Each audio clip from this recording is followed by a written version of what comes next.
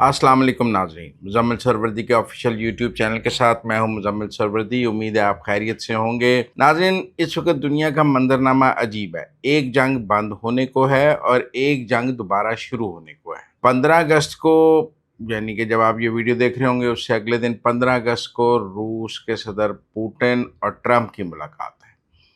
उम्मीद ये की जा रही है कि कोई यूक्रेन का सीज़ फायर निकल आएगा तो एक जंग बंद होने का इम्कानात हैं और एक जंग दोबारा शुरू होने के इम्कानात हैं, क्योंकि ऐसी इतलात आ रही हैं कि ईरान इसराइल जंग अगस्त के एंड से दिसंबर के दरमियान किसी भी वक्त दोबारा शुरू हो सकती है।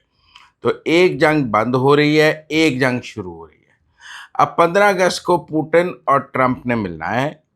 आज उससे पहले 10 मुल्कों के सरबराहान ने ट्रंप के साथ वीडियो कॉन्फ्रेंस की है, जिसे वर्चुअल कॉन्फ्रेंस कह रहे हैं। Ukraine, Germany, France, Britain, Finland, Italy, Poland, यूरोपीय यूनियन और नेटो, इनके सरबराहान ट्रंप के साथ उन्होंने एक वर्चुअल कॉन्फ्रेंस की है, जिसे आप जूम मीटिंग कह लें या वेब मीटिंग कह लें। 10 मुल्कों के सरबराह ट्रंप के साथ मिले, लेकिन ये 10 मुल्कों के सरबराह मिलकर भी ट्रंप को इस बात पर नहीं कायल कर सके कि जब ट्रंप पुतिन को मिल रहे हैं तो वहाँ ज़ेलेंस्की को, यूक्रेन के सदर को बुला लें। पूरा यूरोप कह तो यही रहा है कि यूक्रेन के बारे में कोई भी फैसला यूक्रेन की गैर मौजूदगी में नहीं हो सकता, लेकिन फ़िलहाल ये नज़र आ रहा है कि पुतिन की शर्त है कि ज़ेलेंस्की वहाँ नहीं होगा। लिहाजा जो तय होगा वो ट्रंप और पुतिन के दरमियान तय होगा। आज यूरोप के 10 मुल्कों के सरबराहान ने ट्रंप के साथ मीटिंग की है, अपने कंसर्न्स बताए हैं। अब सबसे बड़ी बात तो ये है कि जो पुतिन ने कब्ज़ा कर लिया है यूक्रेन का बहुत बड़ा इलाका, क्या अमेरिका उस कब्ज़े को मान लेगा सीज़ फायर की शर्त पे कि रूस उन इलाकों को रख ले? रूस से इलाके कौन वापस लेगा? ज़ेलेंस्की का मुस्तकबिल क्या होगा? सीज़ फायर के बाद आगे बॉर्डर्स रीड्रॉ कैसे होंगे? क्या सिर्फ सीज़ फायर होगा और क्या कोई इंटरनेशनल पीस कीपिंग फोर्स होगी, नहीं होगी? इतने अनगिनत सवालात हैं रूस यूक्रेन लड़ाई के हवाले से कि पूरा यूरोप उस पर परेशान है। क्या अमेरिका रूस से पाबंदियाँ उठा देगा सीज़ फायर के बाद ही, या कोई परमानेंट पीस एग्रीमेंट के बाद पाबंदियाँ उठाई जाएंगी? क्या पुतिन पाबंदियाँ उठाने की शर्त के पर ही सीज़ फायर करेगा या वो लड़ाई जारी रखेगा? अनगिनत सवालात हैं। क्या यूरोप माइनस हो गया है और ट्रंप ने ये सोच लिया है कि हम यूक्रेन को पैसे दे दे के थक गए हैं, लिहाजा पुतिन से सीज फायर कराएं ताकि अब अमेरिका से कोई पैसे तो ना मांगे? बाकी यूरोप जाने, अब रूस जाने, सारे लोग जाने, हम तो अपना बीच में से निकलें, कुछ ऐसी सूरत हाल भी है।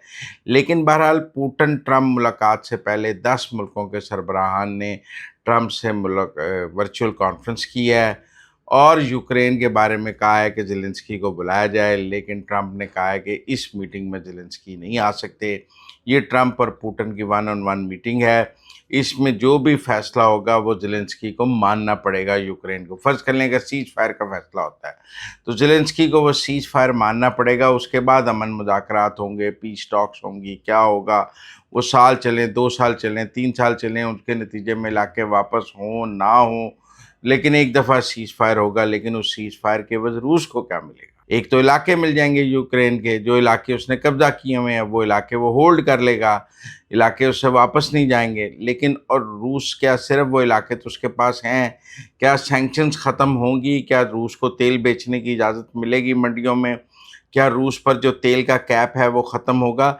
ये सब सवालात 15 अगस्त की मीटिंग पर हैं, जो अलास्का में हो रही है पुतिन और ट्रंप के दरमियान। तो बड़ी दुनिया की नज़र है उसके ऊपर, इसीलिए देखें 10 मुल्कों के सरबराहान ने पहले ट्रंप से बात की है, अपने अपने कंसर्न शो किए हैं, लेकिन ट्रंप डायरेक्ट पुतिन से बात करेंगे।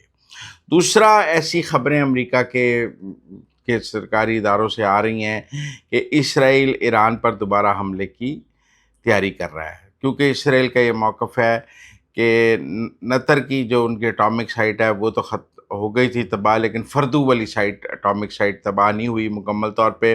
लिहाजा ईरान दोबारा न्यूक्लियर प्रोग्राम शुरू करने की पोजीशन में है। लिहाजा जब तक फर्दू की साइट तबाह ना हो, इसके लिए दोबारा हमले करने पड़ेंगे और इसराइल ईरान पर दोबारा हमले करने का इरादा रखता है।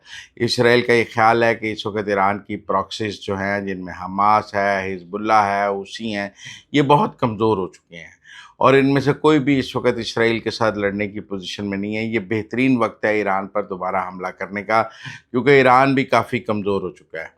یہ بھی کہا جا رہا ہے کہ ٹرمپ پوٹن ملاقات کے نتیجے میں روس کو ایران سے دور رکھنے کی بھی بات کی جائے گی کہ اگر اسرائیل دوبارہ ایران پر حملہ کرتا ہے تو روس ایران کی مدد نہیں کرے گا، چین ایران کی مدد نہ کرے اور ایران کو تنہا کر کے اسرائیل دوبارہ اس پر حملہ کرے۔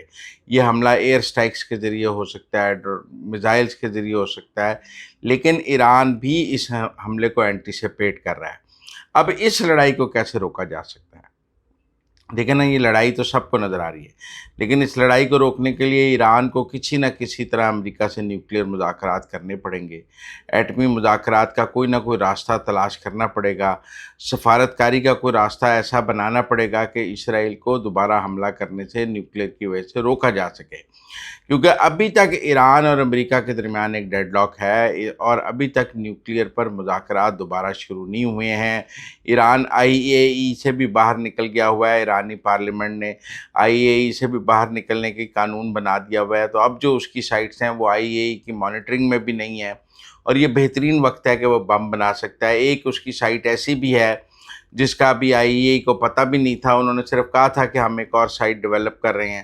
تو ٹیکنیکل بات یہ ہے کہ ایران اور اسرائیل جنگ کے بادل دوبارہ منڈلا رہے ہیں، اور اگر روس یوکرین کا سیز فائر ہو جاتا ہے اور چیزیں روس کے ساتھ سیٹل ہو جاتی ہیں تو پھر اسرائیل ایران پر دوبارہ حملہ کرنے کی تیاری کر رہا ہے، اور اس حوالے سے کافی حد تک پیش رفت نظر آ رہی ہے کہ نیتن یاہو حماس سے بھی فارغ ہو کے، غزہ سے فارغ ہو کے، حوثیوں سے فارغ ہو کے، حزب اللہ سے فارغ ہو کے اب وہ دوبارہ ایران پر حملہ کریں گے تاکہ گریٹر اسرائیل کا جو ان کا پلان ہے اس کو عملی جامہ پہنایا جا سکے۔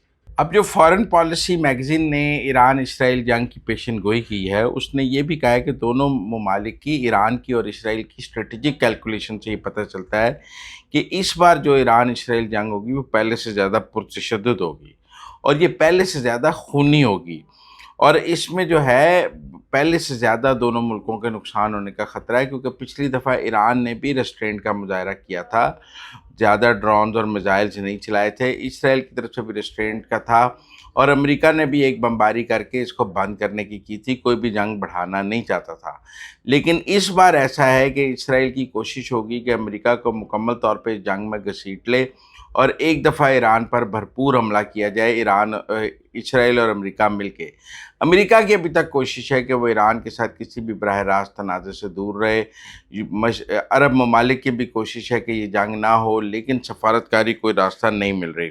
کئی عوامل ہیں جو دسمبر سے پہلے ایران اسرائیل جنگ کے جو ہے نشاندہی کر رہے ہیں، ایک عوامل نہیں ہے، اس کے کئی عوامل ہیں جو یہ کہہ رہے ہیں۔ اسرائیل کے اسٹریٹجک مقاصد کیا ہیں؟ اسرائیل ایران کے جوہری پروگرام کو اپنے لیے ایک خطرہ سمجھتا ہے۔ اسرائیل کا یہ خیال ہے کہ اگر ایران نے ایک دفعہ بم بنا لیا تو مارے گا وہ اسرائیل پر ہی، لہذا بم بنانے سے اسے ہر حال میں روکنا پڑے گا۔ اسی لیے وہ یہ کہہ رہا ہے کہ جو جون 2025 کی لڑائی ہے اس میں نتر کی تو ہوئی ہے لیکن فردو نہیں ناکام ہوا۔ صورتحال یہ ہے کہ ایران کے جوہری پروگرام کو کیسے بند کیا جائے، ایران اس کے لیے تیار نہیں ہے۔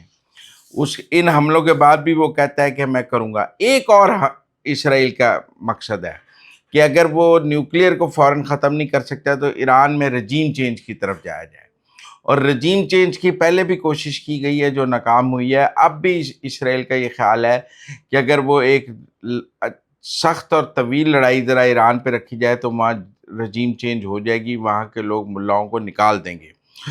اسی لیے کچھ تجزیے یہ بتاتی ہیں کہ اسرائیل کے اقدامات کا مقصد نہ صرف ایران کے جوہری پروگرام کو روکنا ہے بلکہ ایرانی حکومت کو غیر مستحکم کرنا ہے تاکہ یہ جو ملاؤں کی رجیم ہے، آیت اللہ رجیم ہے، خامنائی رجیم ہے، اس کو ختم کیا جا سکے۔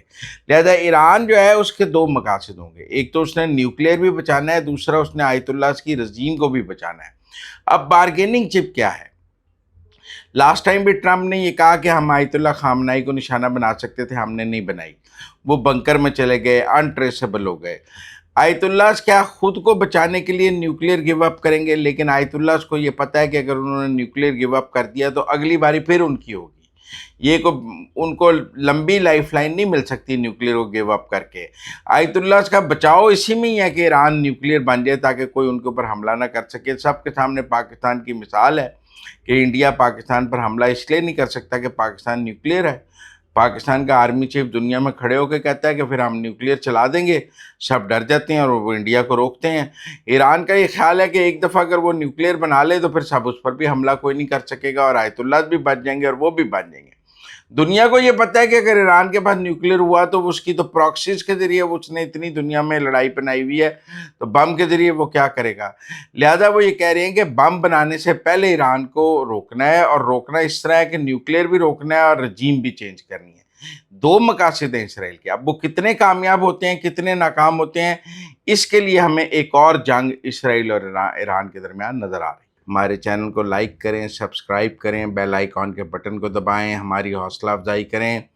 इससे हमारा हौसला बढ़ता है। यही वाहिद चीज़ है जिससे हमारा हौसला बढ़ता है और हम आपके पास रोज़ आते हैं